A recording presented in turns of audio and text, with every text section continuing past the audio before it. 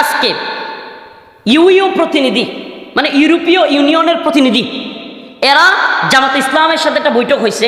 ওই বৈঠকে তারা প্রশ্ন করতেছে জামাত ইসলামকে যে তোমাদের সংসদীয় আসনে তোমরা যে প্রার্থী দিছ এখানে তো নারী নাই, কি কয় নারী নাই। এখন জামাত তো খুব ভরকে গেছে যে ঠিক আছে আমরা চেষ্টা করতেছি আগামী সিজনে নির্বাচন করলে অবশ্যই অবশ্যই নারীকে রাখবো। মানে আপনি বুঝতেছেন যে একটা ইসলামিক দল তাদেরকে জবাবদিহি করতে হচ্ছে কাদের কাছে? ইউরোপীয় ইউনিয়নের কাছে, যারা কিনা এই ভিডিও আছে, ফুটেজ আছে, এখন ওয়ার্ল্ডে আপনারা চাইলে দেখে নেবেন, এখন বাচ্চাদের হোটেলের মধ্যে পর্যন্ত দেখা যাচ্ছে। এদের কাছে আমাদের জবাব দিতে হচ্ছে যে আমরা আগামী সিজনে আসলে। এমনকি আরেকজন বক্তব্য দিতে গিয়া সৈয়দ আব্দুল্লাহ মোহাম্মদ তাহের, জামাত ইসলামের একজন নেতা, হুজুর জামাতের এগুলো কইতেছেন তাহলে বিএনপি মনে হয় ফেরেশতা বা আওয়ামী লীগ মনে হয় ফেরেশতা। ভাইরে আমাদের বিষয় আমি আগেও বলছি, আমি কোনো বন্ডিংয়ের ভিতরে থাকতে চাই না। কোন ঘোড়ার ডিমের ক্ষমতা আইলে গেল এগুলোর পরোয়া করি না, আল্লাহর জমিনে বাস করি। একটা কথা আমাকে আল্লাহ মাফ করো, আস্তাগফিরুল্লাহ ওয়া আতুবু ইলাইহি, এটা অহংকার নয়, আমি বিশ্বাস করি আমি আল্লাহর জমিনে বাস করি। এটা আগেও বলছি, গাজীপুরে একবার বলতে গিয়া যে কসুর প্রধানমন্ত্রী মানি না, আল্লাহর বিরুদ্ধে গেলে, ইসলামের বিরুদ্ধে গেলে রাষ্ট্রপতি মানি না, প্রধানমন্ত্রী মানি না, এগুলো বলতে গিয়ে কিন্তু জেল খাটছি তো। আবার মজার বিষয় হলো ওইটাও গাজীপুরের বয়ানই ছিল, গাছার বয়ান, গাছা। তো যাই হোক, আমি এখনো বলছি, আগেও বলেছি, প্রিয় ভাইয়েরা আমার, আমি এই বন্ডিংয়ে বিশ্বাসী না। নির্দিষ্ট একটা বন্ডিংয়ে আপনি যদি বিশ্বাস করেন তাইলে দেখবেন আপনি ক্ষমতাসীনদের সামনে কথা বলতে পারবেন না, এবং তাদের ভয়ে আতঙ্কে আপনি চলতে হবে। আপনার সব কিছু মাইপা জুইপা এদিক সেদিক, আর আমি সরকারের চাকরি করি না, সরকারের খাই না, আমার আবার মাপজুব আছে নাকি? আমি তো কোরআনের মাপজুব দিয়ে চলি। কিসের মাপজুব? মাপজুব আমাদেরও আছে। কিসের? ইয়া আইয়ুহাল্লাযীনা আমানুত্তাকুল্লাহ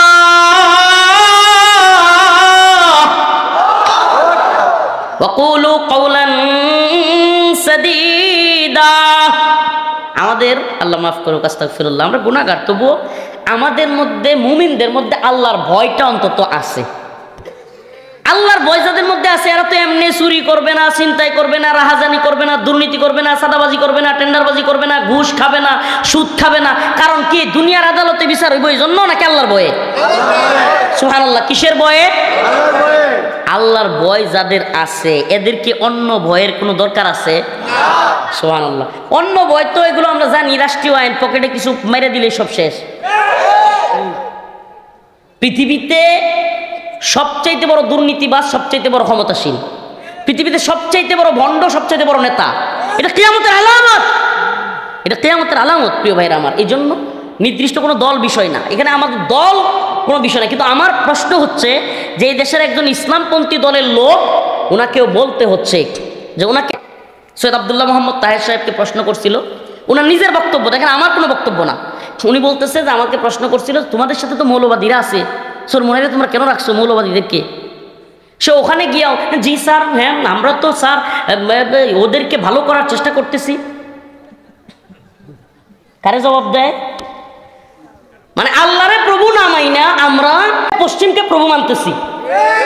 আপনি দেখেন এই কালচারটা কিন্তু জামাতে ইসলাম না, কিংবা এনসিপি না, আওয়ামী লীগ, বিএনপি বা যত পার্টি আছে এই সবগুলো এই গণতান্ত্রিক পার্টি এই আব্রাহাম লিঙ্কনের এই সিস্টেম মেনে, জর্জ রুসুর এই সিস্টেম মেনে ওদেরকে প্রভু মাইনেই চলে। এরা কিন্তু আল্লাহরে প্রভু মানে না। মানে আল্লাহরে যদি প্রভু মানতো মদের লাইসেন্স দিতে পারতো? কথা বুঝেন নাই? আল্লাহকে যদি কেউ প্রভু মানে সে কি রাষ্ট্রে ক্ষমতা পাইয়া মদের লাইসেন্স দিবে?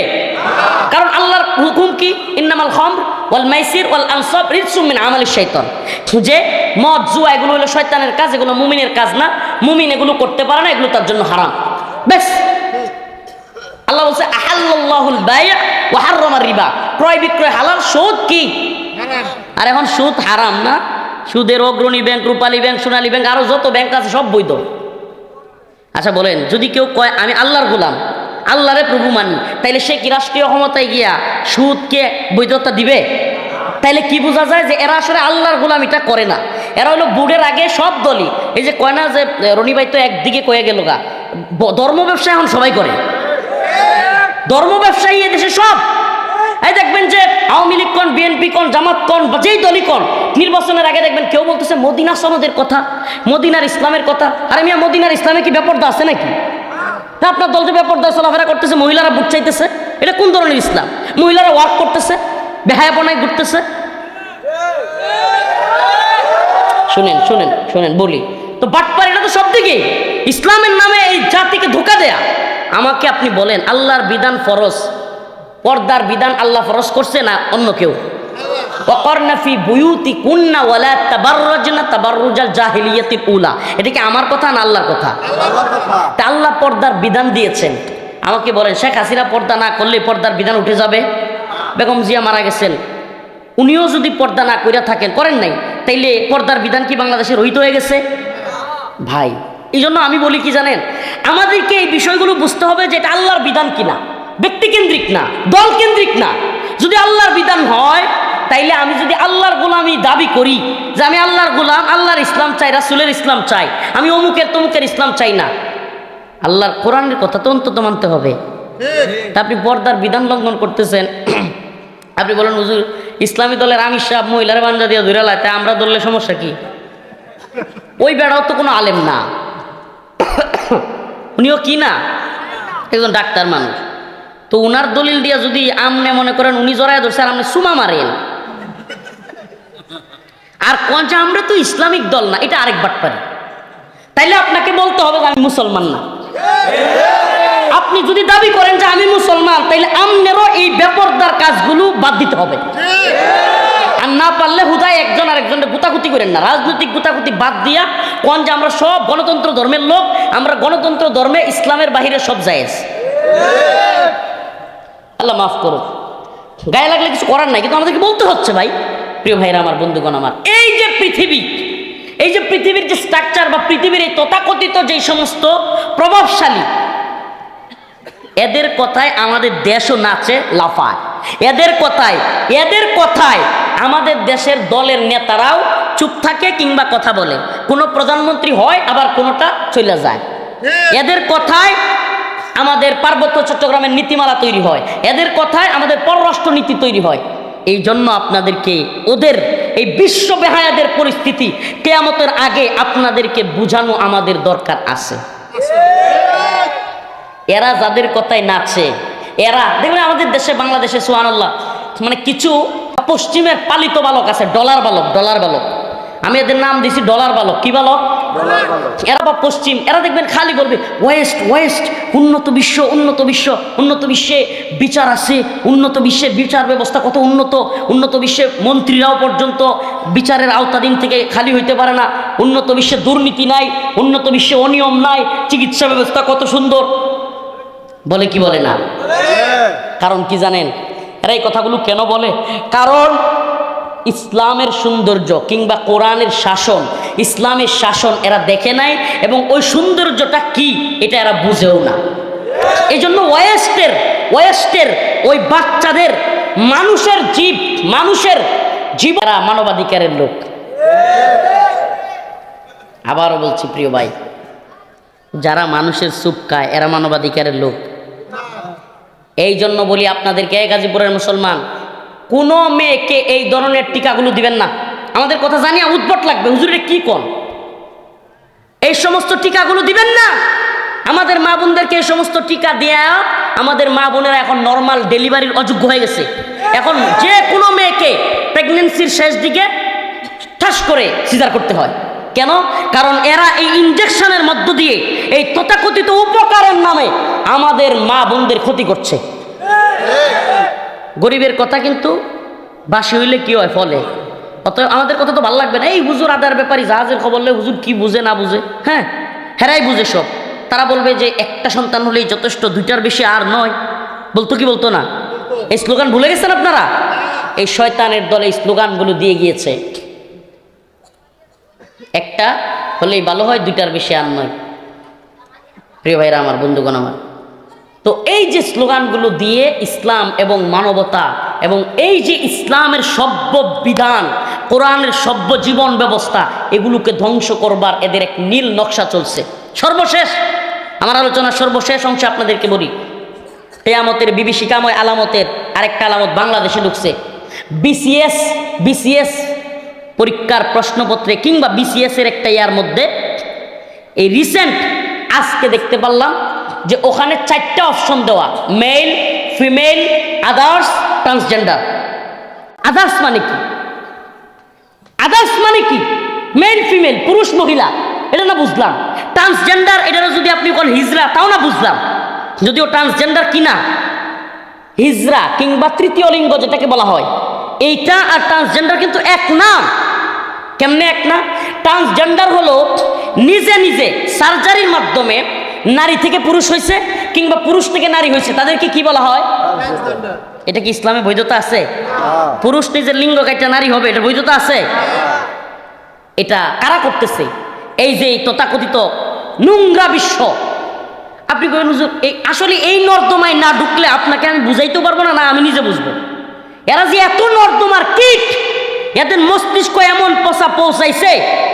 আচ্ছা আপনি কন্যা, গোটা পৃথিবীর সবচাইতে ক্ষমতাসীন ভেনেজুয়েলার প্রেসিডেন্টকে তুলে নিয়ে যায়, এত বড় ক্ষমতাসীন একটা রাষ্ট্র, বিশ্বের সবচেয়ে ক্ষমতাসীন রাষ্ট্রের রাষ্ট্রপ্রধান হয়। তাইলে আমরা কি পরিমাণ, মানে কেমন রাষ্ট্রের, কেমন পৃথিবীর মধ্যে বসবাস করতেছি? প্রিয় ভাইরা আমার, বন্ধুগণ আমার, আমি জানি না আপনাদেরকে আমি কতটুকু বোঝাইতে পারতেছি, কিন্তু আমাদের প্রশ্ন হলো এই যে দাজ্জালি বিশ্ব ব্যবস্থা, এই দাজ্জালি বিশ্ব ব্যবস্থায় আমাদেরকে আস্তে আস্তে ঢুকিয়ে দেওয়া হচ্ছে এবং ইসলাম থেকে, কোরআন থেকে আমাদেরকে দূরে সরাইয়া দিয়া ওই তথাকথিত পশ্চিমা সভ্যতা আমাদের বাংলাদেশেও আমদানি করবার নীল নকশা করতেছে এই এনজিও, এই ডক্টর মোহাম্মদ ইউনূসের সরকার। এরা আমাদের সন্তানদেরকে বুঝাইতেছে সমকামিতা এটা নর্মাল বিষয়, ট্রান্সজেন্ডার এটা নর্মাল বিষয়। কেন না হলে আমাদের বিসিএস এর ইয়ার মধ্যে কেন থাকবে আদার্স, ট্রান্সজেন্ডার? আদার্স মানে কি? সমকামিতা সরাসরি লিখতে পারে নাই। আদার্স লিঙ্গ আবার কি আমাকে বুঝান না? মেল ফিমেল, পুরুষ মহিলা, ট্রান্সজেন্ডার, তাও না বুঝলাম। আদার্স মানে কি? এই অপশনটা কাদের কথায় আপনি দিলেন? ডক্টর মোহাম্মদ ইউনূস কিংবা তার সরকার এই অপশন দিয়া এই জাতির সামনে কি বুঝাইতে চায়? এমনকি ক্লাস 9-এর বইয়ের মধ্যে সমকামিতাকে নরমালাইজ করবার জন্য বিভিন্ন গল্প ঢুকানো হচ্ছে ইংরেজি বইয়ের মধ্যে। আমি এখন নোট করে করে আনি নাই, এখন দেখানোর সুযোগ নাই, লম্বা আলোচনারও সুযোগ নাই। ক্লাস 9-এর বইয়ের মধ্যে গার্ল নামের একটা গল্প লিখে ওই গল্পের ভিতরে সমকামিতাকে নরমালাইজ করার চেষ্টা হয়েছে। আরো অসংখ্য বিষয় দিয়া আমাদের মধ্যে, গত কয়েকদিন আগে একটা ভিডিও দেখছেন কিনা, জামালপুরে এক ছোট্ট ছোট্ট 2টা মেয়ে একটা আরেকটারে কয় বিয়ে করবে। আশ্চর্য কথা, এটা কিরে? মা চাচি সবাই মিলে কান্না করতেছে, মায়া আমার মেয়ের ধ্বংস করিও না। ও বুঝে না, ও কথা শুনে না। আমরা একে অপরকে পছন্দ করি, বিয়ে করবো। কয় দিনের পরিচয়? 13 দিনের। ওমা, 13 দিনের পরিচয় একটা মেয়ে। তো ওই মা চাচি যারা ছিল কান্নাকাটি করে করে বলতেছে যে মা, তুমিও বিয়ে করলে তোমার বাচ্চা হবে, ও বিয়ে করলে ওরও বাচ্চা হবে, তোমরা তো নিজেরা নিজেরা কিছু করতে পারবে না। তারপরও বুঝে না, তার বাচ্চা দরকার নেই। প্রিয় ভাইরা আমার, বন্ধুগণ আমার, এই বিকৃত পৃথিবীতে আপনার সন্তান ঢুকে যাচ্ছে। এই বিকৃত পৃথিবীতে আপনার, আমাদের সন্তানদেরকে নষ্ট করবার এক প্ল্যান করতেছে এই শয়তানি মিডিয়া, এই শয়তানি বিশ্ব ব্যবস্থা। এমন এক সিস্টেম তৈরি করছে যেখানে তারা চাইলে তথাকথিত নোবেল প্রাইজ দেয়। কি দেয়? এমন কথা বুঝেন? Nobel prize. এই শয়তানরা এই মালালা ইউসুফের মতো ভণ্ড মহিলাকে নোবেল দিবে কেন? পুরো পৃথিবীতে এদের যে সেক্টর, এদের যে মায়াজাল, এদের যে গোপন এজেন্ডা, এই যে ইলুমিনাতি কিংবা দাজ্জাল আবির্ভাবের আগে এক শক্ত তার দল, যেই দলের কাছে পুরো পৃথিবীর নিয়ন্ত্রণ থাকবে, গোটা পৃথিবীতে এই তথাকথিত নোবেল দিয়া গোটা পৃথিবীতে এই সেক্টর দাজ্জাল তৈরি করতেছে। এবং ইহুদিদের এক বড় ইহুদিদের পণ্ডিত সে স্বীকার করেছে যে দাজ্জালের সাথে আমাদের যোগাযোগ আছে। আপনি কল্পনাও করতে পারবেন না। সে বলেছে দাজ্জালের সাথে আমাদের যোগাযোগ আছে। দাজ্জালকে তারা মসিহ বলে, মসিহ, শেষ মসিহ। আমরা মনে করি না শেষ জামানায় ঈসা আলাইহিস সালাম আসবে? তারা বলে যে মসিহ আসবে। মসিহ মানে দাজ্জাল। পুরো পৃথিবী হবে ইহুদিদের অধীনে, পুরো পৃথিবী হবে। আমি জানি না এই আলোচনাগুলো আমাদের মাথার উপর দিয়ে যাচ্ছে কিনা, কিন্তু কিছু করার নাই। কিছু মানুষের মাথায় অন্তত ঢুকলে তো আলহামদুলিল্লাহ। আর যেহেতু ইউটিউবাররা আছে, যদি মাথায় ঢুকে, এই তথাকথিত বিশ্ব ব্যবস্থার বিরুদ্ধে আমরা বাগী। আল্লাহু আকবার, আমরা বাগী, আমরা বিদ্রোহী। এই গোটা পৃথিবীর, এই তন্ত্রমন্ত্রের পৃথিবী, এই নাস্তিকবাদের পৃথিবী, এই মানুষকে সুপ বানিয়ে খাওয়া পৃথিবী, এই তাগুতি বিশ্ব ব্যবস্থার বিরুদ্ধে আমাদের বাগাওয়াত। আমরা এই সিস্টেম মানি না, আমরা গণতন্ত্র মানি না, সমাজতন্ত্র মানি না, আমরা কুফরি মতবাদ মানি না। আমরা আল্লাহর জমিনে আল্লাহর শাসন চাই, আল্লাহর শরিয়া চাই, আল্লাহর খিলাফা চাই। ইম্মা শরিয়া ওয়া ইম্মা শাহাদা, হয়তো শরীয়ত নয়তো শাহাদা। চান কি চান না? হয়তো শরীয়ত নয়তো শাহাদাত। আমরা এই তথাকথিত দাজ্জালি বিশ্ব ব্যবস্থা মানি না। এই দাজ্জালি ক্ষমতাসীনদেরকে আমরা লাথি মারি, এই দাজ্জালি ক্ষমতাসীনদেরকে মানি না। যদি আমাদেরকে হত্যা করা হয়, আমাদেরকে শহীদ করে দেওয়া হয়, তবুও আমাদের শহীদের প্রত্যেকটা রক্ত কণিকা থেকেও, রক্ত ফুটা থেকেও একই আওয়াজ আসবে। লক্ষ লক্ষ নতুন প্রজন্ম তৈরি হবে, তারাও বলবে আমরা এই জাহালতের বিশ্ব ব্যবস্থা মানি না, আমরা কোরআনী শাসন চাই, আমরা কোরআনী বিশ্ব ব্যবস্থা দেখতে চাই। নত জানু হয়েন না, নত জানু হয়েন না মুসলমান। উম্মার যুব সমাজ, এতক্ষণের কথা, এতক্ষণের গল্পে তো মনে হবে হুজুর পুরো পৃথিবী তো তাইলে তাদেরই দখলে, আমরা কি করব? না, একটু আশার বাণী শোনা যায়। আল্লাহ বলেছেন কাম মিন ফিয়াতিন কালিলাতিন গালাবাত ফিয়াতান কাসীরাতাম বিইذনিল্লাহ। পুরো পৃথিবী দাজ্জাল অধীনস্থ হয়ে যাক, পুরো পৃথিবী তাগুতের ক্ষমতাসীনরা ক্ষমতায় চলে আসুক, কিন্তু মুহাম্মদুর রাসূলুল্লাহর উম্মতেরা অল্প কয়েকজন যদি তাদের বিরুদ্ধে বাগাওয়াত করে, জিহাদ করে, শাহাদাতের ওয়াদাবদ্ধ হয়, আল্লাহ বলেছেন ফিআতান কাসীরাতাম বিইذনিল্লাহ গালাবাত ফিআতান কাসীরাতাম বিইذনিল্লাহ। আল্লাহ পাক সেই ছোট্ট দলকে বড় দলের বিরুদ্ধে বিজয়ী করবে। সেটার আলামত আমরা দেখেছি আফগানিস্তানে। এই পশ্চিমাদের বাহিনী, আমেরিকা, এই শয়তানের বাহিনী, এই পশ্চিমাদের বাহিনী এমন পিটানি খাইছে, খায়া কয় সাইরা দিমা কাইন্দাবাসি। বলছে কি বলে নাই? প্রথমে যে আফগানের মোল্লাদেরকে তালেবানকে বলছিল জঙ্গি, মৌলবাদী, উগ্রবাদী, সন্ত্রাসী, দিন শেষে 2021 সালে সেই তালেবান রে কয় তোমরা হইলা ফ্রিডম ফাইটার, স্বাধীনতা যোদ্ধা, আসো আমরা চুক্তি করি। বোঝা যায় যে মায়ের খাইলেই সঙ্গী, দুর্বল থাকলেই জঙ্গি, দুর্বল হইলেই জঙ্গি, আর মায়ের দিতে পারলে সঙ্গী। প্রিয় ভাইরা আমার, এই যুব সমাজকে বলি, এই বন্ডিং এর বাইরে চিন্তা করতে হবে। তুমি শুধু আসছো এই তথাকথিত বন্ডিং এর পিছনে ছুটার জন্য না, এই তথাকথিত দাজ্জালের আবদ্ধ জালে বন্দি এই নেতাদের পিছনে ছুটার জন্য না। আমি আর গভীরে যেতে পারবো না, দলের নাম নিতে পারবো না, কিন্তু একটা কথা বলি, এই গণতন্ত্রের দল এবং লিডাররা এরাও এই দাজ্জালি বিশ্ব ব্যবস্থার অধীনস্থ। এই দাজ্জালি বিশ্ব ব্যবস্থার অধীনস্থ নেতাদের কথা শুনবা, এই নেতারা কখনো ভারতের গোলামি করাবে তোমাকে দিয়ে, চীন, জাপান, রাশিয়া, লন্ডন, যে কোনো দিকে তোমাকে গোলামির দিকে নিয়ে যাবে। তুমি যদি আল্লাহর গোলামি করতে চাও, এই বিশ্ব ব্যবস্থার সাথে, তাগুতি বিশ্ব ব্যবস্থার সাথে তোমাকে বাগাওয়াত করতে হবে।